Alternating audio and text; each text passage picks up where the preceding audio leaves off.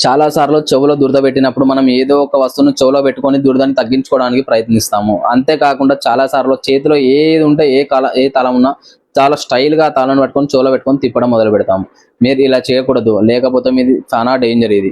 అవును. ఒక్క car showroom యజమాని తన షోరూమ్‌లో హాయిగా కూర్చున్నప్పుడు ఒక సంఘటన వెలుగులోకొచ్చింది. అకస్మాత్తుగా చెవులకి ఏదో దురద రావడంతో ఆ సమయంలో చేతిలో ఉన్న తాళం చేతును ఇట్లా దురద తగ్గించుకోవడానికి ప్రయత్నించిండు. అలా చేస్తున్నప్పుడు ఆయనకు చాలా చిన్నగా ఏదో లోపల గాయమైంది.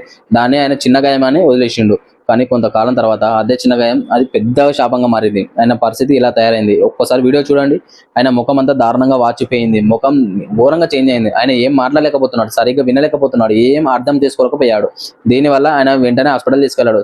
హాస్పిటల్ తీసుకుపోవడంతోనే చనిపోయిండు. ఇలాంటి పరిస్థితిలోనే నమ్ముతాను నేను. ఎప్పుడు ఇలా జరగదు. కానీ సమయం బాగాలేనప్పుడు ఒక చిన్న గడ్డి పురక కూడా ప్రాణం తీయగలదు. అందుకే శరీరంలోని ఏ సెన్సిటివ్ పార్ట్‌ని చాలా దూరం ఉండాలి.